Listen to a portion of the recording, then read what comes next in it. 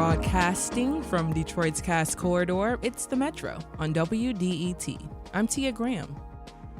Coming up this hour, a Detroiter who left the city for 20 years returns with a new attitude about himself and the city that raised him.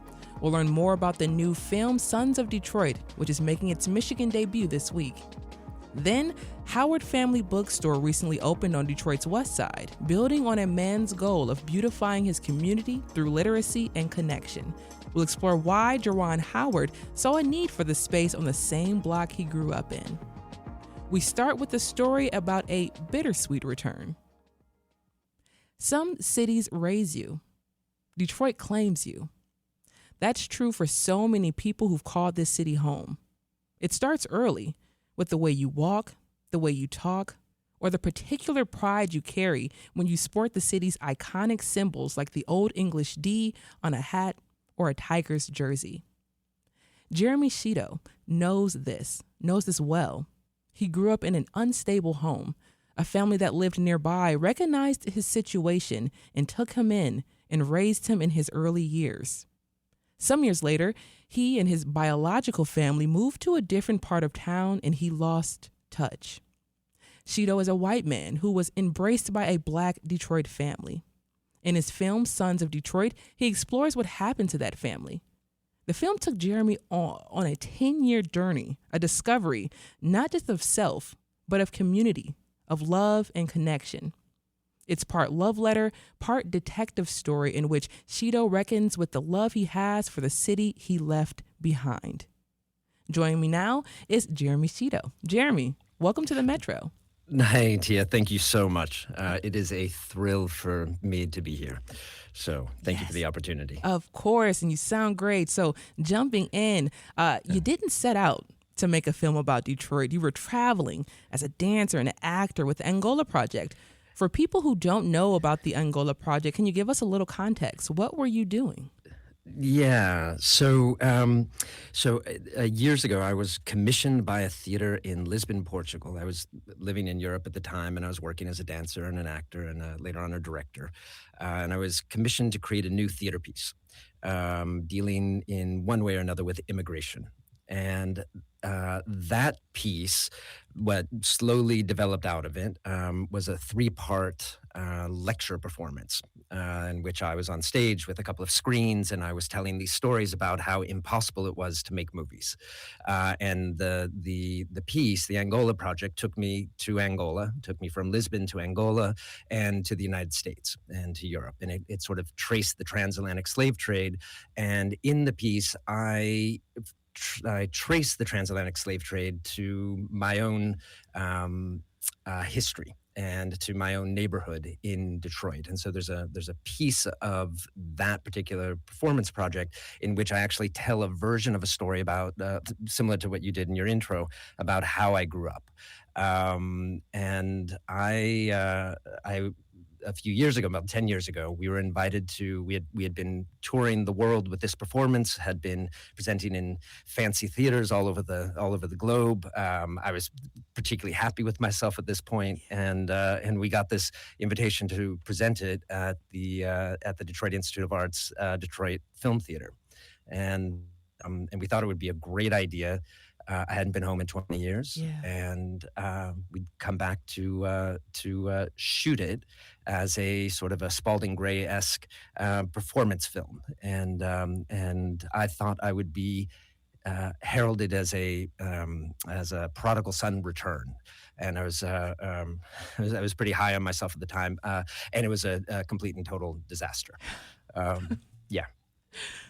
Jeremy. So, and you talk about that disaster. Detroiters are protective about their city. We know this. We know this. So, and you knew this going in yourself when you were walking into the DIA. You knew.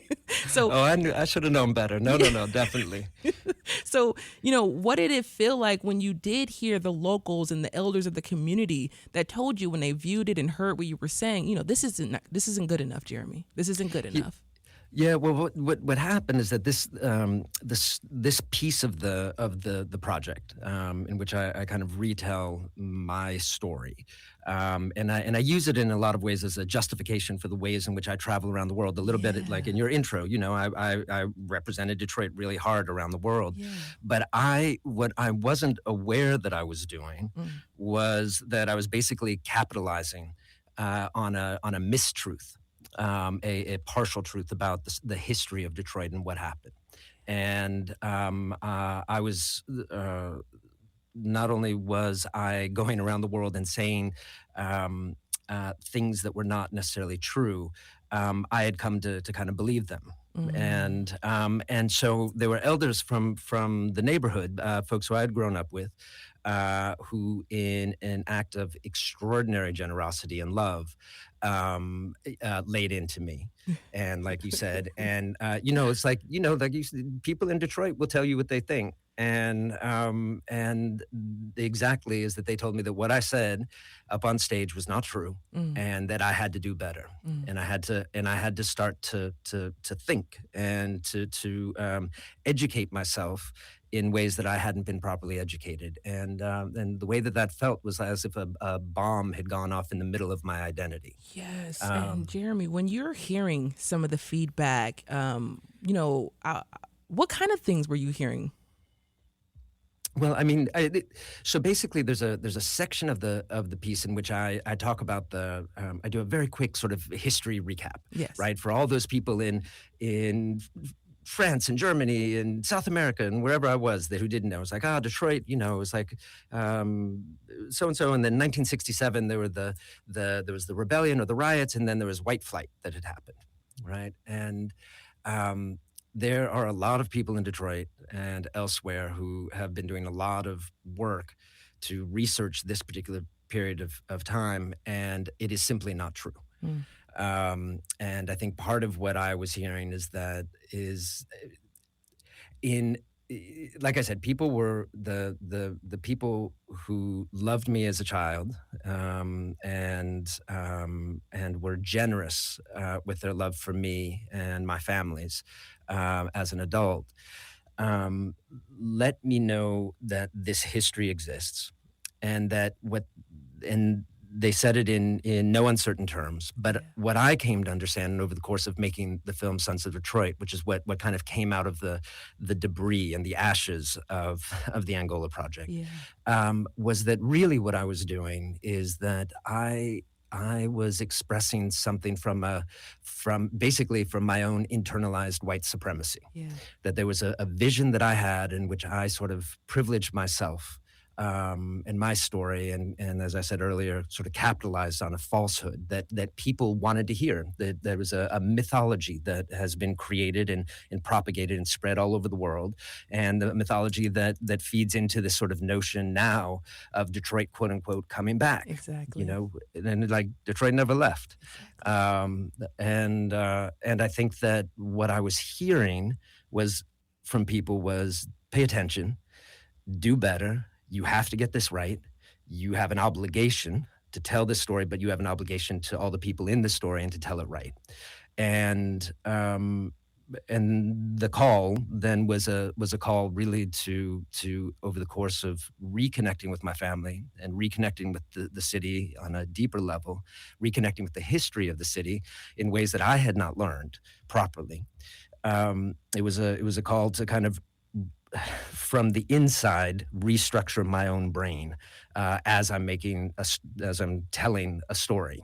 It's sort of like those cartoons where you would be building the stairs that you're climbing at the same time, and you'd have to take The have other, to the take the one, bricks from underneath you. yep. Yeah, that's basically what it was. So, because we're going to get more into that a little bit later on in our conversation, because I definitely want to dive into your perspective being a white man telling some of these stories and what you learned about yourself in that 10-year span. But were you ever angry or upset when you heard that feedback initially, or did you automatically understand that you had made an error? Oh, well, I think I was shocked. Mm. Right, I think but I was shocked in some deep way, it's like, I had lived out in California for a while, and, they have earthquakes out there, right? And you realize that, like, the tectonic plates shift, Yeah. deep, deep, deep, deep, deep down, and you don't experience it for a little while yet, right? It Yeah. works its way up, and so something moved that was, I had had quite a bit of armor around me. I had invested a lot in my identity, Mm. and part of this identity was that I was the only white kid in my neighborhood, and I was partly raised as a cousin in a black family by my neighbors, and that in some ways gave me a pass, and which is not the case. And that this moment in which these tectonic plates sort of shifted, as it came up, it slowly came up to the surface. There was terror, sort of Mm. a fear of loss of identity, of not knowing who I was. There was anger. There was.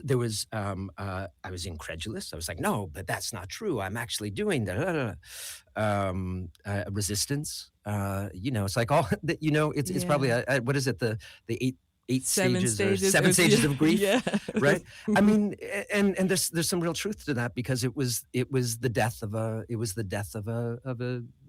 self that Yeah. I had held on to. It was imperfect and was causing me a lot of pain over the course of my life to hold on to these things, to not be in touch with my family for these many years while telling a story that was not true. Yeah. And there was a lot of shame, but it was really the seven stages of grief over I guess, the loss of an identity and a life, and then out of that, the need to start to construct something that was not only new, but maybe was true, was Yeah. always there, and that I just didn't know had value.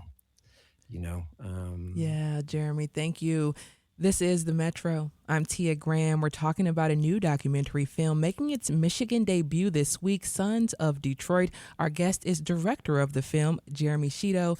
Now, Jeremy, going back to the beginning briefly, who yeah, was the black family that took you in when you needed it the most? yeah. So our at over on Drexel, off of Chandler Park, over on the east side, there is a family, the Murtis and Jimmy Brown, and their whole family, the daughters and two grandsons that were in the house. And as people on the block would say, is that Murtis and Jimmy were the stars of the block. Oh, That and if you live in Detroit and you grew up in Detroit, like, it's like every block has a has celebrity, fam yeah. has a celebrity, and often that celebrity is the one who raises the block. Yeah, There's always food waiting for you. Kids running in and out. It's the house that you shape up in front of when you walk by. And so this family, Murtis and Jimmy, was worked at General Motors, um, and had a very good, well-paying job. It was the neighborhood. We're talking about the mid '70s, hmm, right, to the mid '80s, and had a very good, paying job. And Murtis decided that she was going to stay at home and raise the kids, and she would go and volunteer at the elementary school as well. She was an wow, educator by nature. yeah, Um, and my parents had moved from California. mm, They were revolutionaries, quite active politically, and they were, as they were saving the world outside, they were a total mess inside. yeah, And so they moved into a house a couple blocks, maybe a block and a half down on Drexel. And then my mom moved out, and then she moved into a house right next to Murtis and Jimmy. And Murtis and my mom got to know each other over flowers, because Murtis loved flowers and was out beautifying the neighborhood at all costs. And she saw something in my mom, and she saw me with my mom, and recognized. I don't know what she recognized: a yeah, lost soul, somebody who was in conflict, a beautiful person. But there was a moment where I would, I was just shuttling back and forth between my mom's house and my dad's house, which was another couple blocks away. Yeah. And there in the middle, there was Murtis and Jimmy, and Murtis had her two grandsons, Boo and Menke, that were my age. And Murtis was like, at some point to my mom, said, "Listen, you guys need to figure your thing out. Here, just give me Jeremy. Wow. I'm Wow. going to look after him. He can be here whenever." And I suddenly became part of this family with four aunties and two like older uncles, and then two cousins, and then other kids from the neighborhood. A couple, somebody who was in the movie who Marsha Battle Philpott, Yes. who was the elder in the neighborhood. I mean, she was probably young at the time. To me, she was, she's an Yeah. elder, and she and her two sons, Akbar and Jojo, were in the house, and Murtis, had a bunch of kids in the house, and started to whenever Marsha was off at work, would babysit the kids, and so we all kind of grew up together.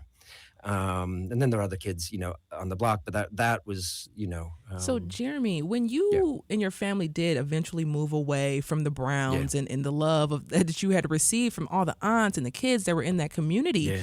did you know what you were missing? Did you know what you were leaving behind when you were leaving it behind?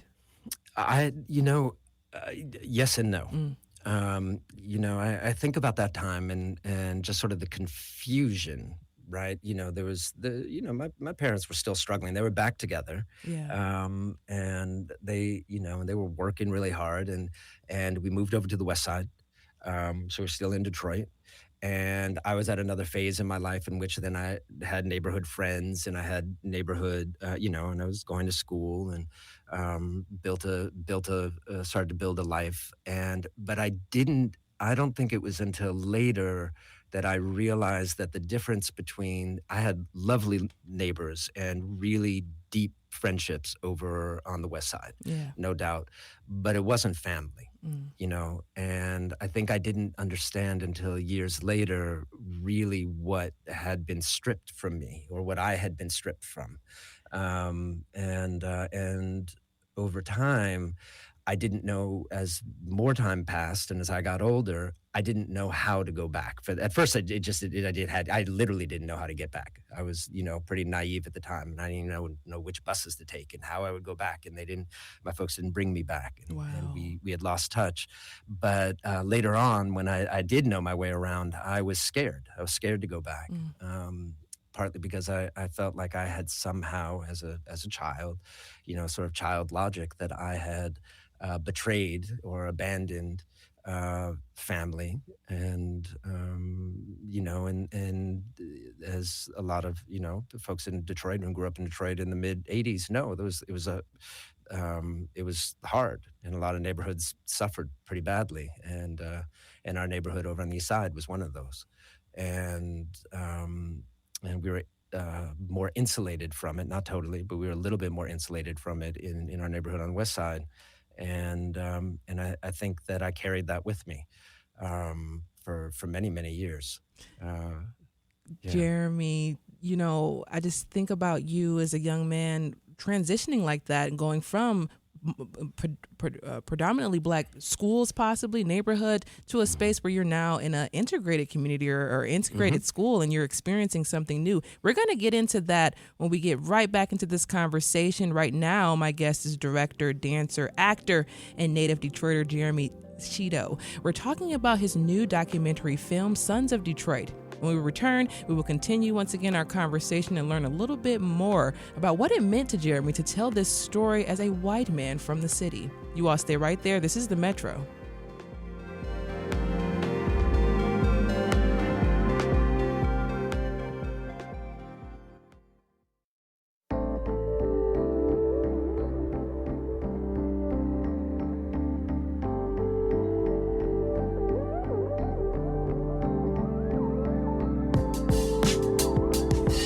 This is The Metro on 1019 WDET. I'm Tia Graham.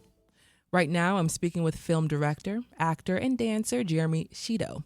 Jeremy is a native Detroiter who, through a stage play, found his way back to the neighborhood that raised him. Sons of Detroit is a new documentary film by Jeremy that explores what happened to the black family that was instrumental to his upbringing as a kid in the city. The film took Jeremy on a 10-year discovery, not just of self, but of community, love, and connection. Now, jumping back into this conversation, Jeremy, we talked about your shift from the east side to the west side, losing connection with that family. And for 20 years, you stayed separated. And you talked about it briefly as well, that feeling of abandoning your family or the folks who were there for you when you really needed them. What was that feeling for you, once again, if you can go into it a little bit, of feeling like you abandoned someone who wasn't blood family, but they were someone they were instrumental to who you were? Yeah. I mean, I think that the feeling of abandonment is took place over time and is inseparable from a kind of an awakening to to my own whiteness, Yeah. if that makes sense. Hmm. That I knew I was white. I knew my parents were white, and people talked about it. As I was growing up, and I was on the east side. But in some ways, it didn't matter. It did, of course, but it was you know. Um, it wasn't. It wasn't sort of a theme for me Yeah. in a daily way until for middle school, junior high school. There was a kid who was shot and killed in my school, and my parents made a decision to send me out to a white school that was out in the suburbs. Mm. And until that moment, until I went to that school, I had never been around groups of white people Mm. other than my parents or maybe family, sort of a large group or like social environment that was predominantly white. And it was a shock. It was a culture shock on the one hand. That I know a lot of, there are a lot of friends of mine who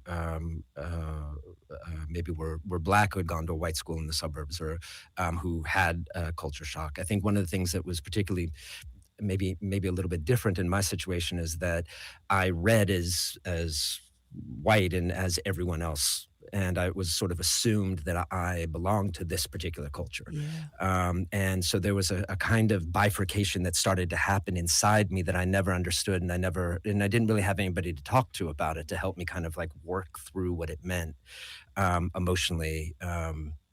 And I think though, so and the school that I went to, people were wonderful and lovely human beings. It was a very special environment, and I was very fortunate to be able to be in that environment.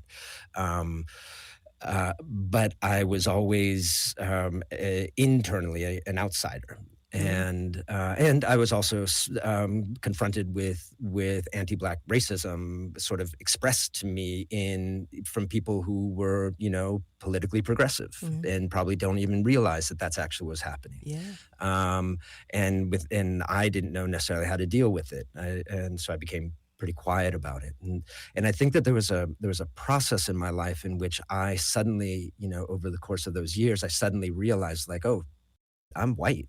Like that, I had suddenly was like a thing. It was like, oh, that's what I am. I don't know what it means, but and as that happened, as I spent more time in that environment and I spent less and less time back in the neighborhood in Detroit, that's sort of where this in an environment in a city that is so profoundly segregated, as Detroit and the Detroit metro area, um, that this feeling of betrayal on an emotional level of family that I knew that there were things that people were going through that I wasn't around for, and that was painful.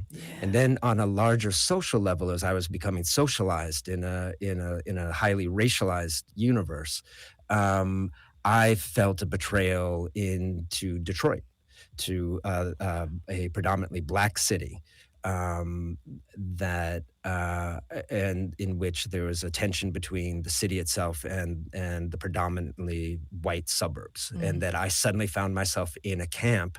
I wouldn't say enemy camp, but in yeah. some ways that's what it felt like. Yeah. Um, and the more time I spent out there, the less I felt like I could go back. Mm, That caused, and the more time I spent out in the suburbs, the less I felt that I belonged there, and so I kind of didn't belong anywhere. I was in this kind of never never land of race. yeah. um, and I think that that sense of betrayal I pushed down, Yeah. and I think I dealt with it in some ways by creating this mythology. And Yeah. the mythology was taking this story of like I'm different than everybody out here in the suburbs because I was raised as at least in part in a black family, and I was the only I'm from Detroit and I'm not from here, and I held on to that identity, And and Jeremy, speaking yeah, of that identity, because the film puts a spotlight on what you call mm, the cool white guy, the yeah, person yeah. who's been welcomed, who feels at home, who thinks proximity equals understanding. You Yeah. know, what question does that person still need to ask themselves? What did you ask yourself? Well, so this is really interesting. I spent a lot of time pointing my finger at everybody else, Yeah. right? And which I think probably a lot of us do, Hmm. right? Hmm. Marsha, one of the things that Marsha said to me, I still like I have to laugh at, and I love it, is that she would say, you know. That I have to be careful because I'm coming back to like Tarzan, like I'm Tarzan coming back to the jungle. If I'm not careful, that's what I'm doing. And I was like, Marsha, what? And and I was like, I'm not Tarzan. I don't know what you're talking about. Like, took me years to like come to a point where it's like, God damn, she was right. I mean, part of what I did, I think one of the things that I did, and I think in is sort of like, well, what does that? What does it actually mean? Like, what is it? I remember I had these conversations with my father, right? Who, at some point as an adult, I was like, well, why did you move us out? You were Yeah. these super progressive, like you guys were revolutionaries. Like, you were like overthrow the state, and you were anti-racist, and you were like, you decided to live in a black neighborhood and just sort of be and whatever, and then you were taken in and whatever. This was family, and like, what did you do? Why did you leave? Mm, And you realize that my dad, very honestly, at some point, it was like he's like, I don't have a good answer, but the answer is that I had started making decisions based on priorities about upward mobility and mm, safety, and these sort of sort of a success in a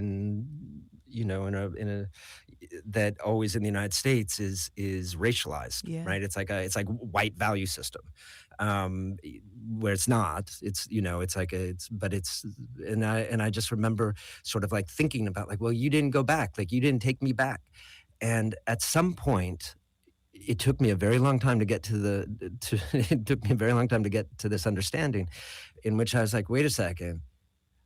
Oh, I did exactly what my father did, and Wow. exactly what I'm blaming him for when I'm pointing at him saying, I can't believe that you did. It's like I had Murtis's telephone number in my pocket.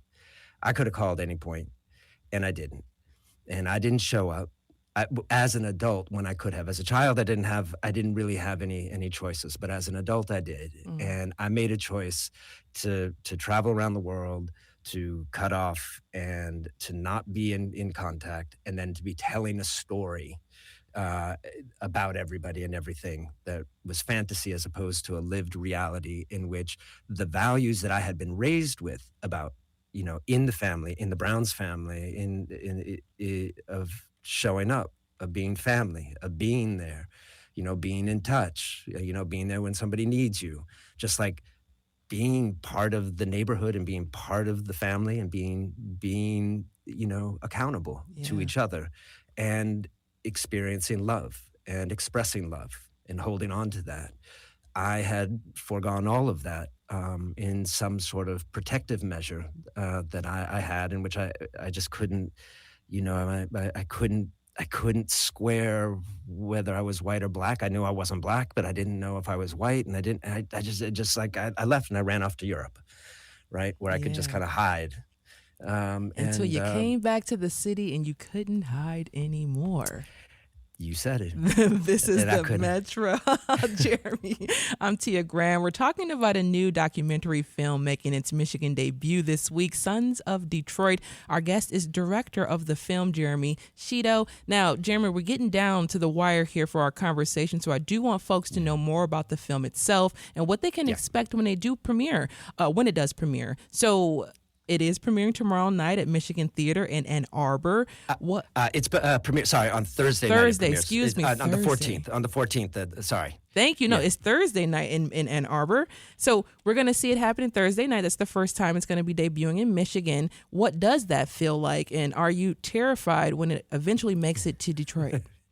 Yes. So it is. It is the opening night film of the Cinetopia Festival at the Michigan Theater in Ann Arbor on Thursday the 14th, and then a couple of days later on Sunday the 17th, it will have its Detroit premiere at the Detroit Film Theater, where I performed the Angola Project 10 years. and messed it all up. so, so I am simultaneously excited and terrified, as you said. And I think what I'm excited about is that I feel like I was given a challenge 10 years ago. Yeah. And I took that challenge seriously. I felt like I didn't have a choice at some level, right? I was I was living in the ruins and the husk of my previous identity and self, and I had to rebuild. And I went about, and I'm very fortunate that the team of filmmakers that I had around me were also unbelievably talented and loving, hard love, and held my feet to the fire. And over the course of the 10 years, as I reconnected with family, as I reconnected with the city, as I started to educate myself properly, as I started to interrogate my own gaze and my own thinking, slowly, after messing up this film over and over and over again, we finally got it to a place where I'm like, oh, okay, I think it does what it needs to do. I think we did it. And I am so excited to be able to share that with, we've been touring, we've been on the festival circuit, and we've won a couple of awards, and we've been in, we've had like great responses from audiences around the United States and internationally. But Detroit is different, and if I get it wrong, like, people are gonna let me know that I get it wrong, that I got it wrong, and I'm not, no matter what anybody thought anywhere else, it doesn't matter. It's like you said, I can't hide, and so for that reason, I'm both excited and terrified. Yes. And I'm excited to be able to share this with people who know. Exactly. And people who may only know pieces of it, parts of it, have their own sort of vision of this story, and to bring them all together into a room in which we can have a common experience, on which it may be possible to then have conversations that maybe people weren't able to have before. And so I'm thrilled about that. And then on a personal level, I'm terrified about returning to, have a little PTSD. Exactly. I'll be there at the Detroit Film Theater and be like, oh my God. So, but I can say this, is that Marcia has said that she is proud of the film. Oh. And that she feels that I did it. And so much so that she is going to do the Q&A with me after the Detroit. We're going to be up on that stage together with Angelique Power from Skillman, who's going to moderate, and I stand there with my family, and my family will be in the audience, and so I'm like, okay. And Jeremy, when we spoke before, I know I love to hear, we're going to find a way to get everyone there, whether it's Uber, Lyft, the queue line, everyone's getting there some way, somehow. So before I get you out of here, my last question to you is, through everything that you've been able to discover, the research you've done these last 10 years, the shattering of who you were, the identity you had, to the new identity that you've built up once again in this last decade or so, what does Detroit mean to you now, today, that it didn't mean to you when you started making this film? I mean, that's a question. We got That's a deep 60 question. seconds. I know it's Woo! we have Okay, 60 seconds. Detroit is there's a woman who I respect beyond belief named Mama Sandra had once said to me that home is a threshold, and that no matter what you did out in the world, no matter who you are, the moment you cross, you are suddenly transformed back into a beloved child. And for me, that's what Detroit is. That if Detroit allows me over the threshold, I am transformed back into a beloved child, held in the bosom of family and in love, and can celebrate eras of the city that are people don't talk about and don't celebrate like they need to, like the 70s and early 80s, and that the family that I have has embraced me. And that's what Detroit means to me. And it gives me my power to be able to walk in the world wherever I go because I know who I am and where I'm from. Mic drop. Jeremy Xido is a dancer, actor, and the director of the documentary film Sons of Detroit.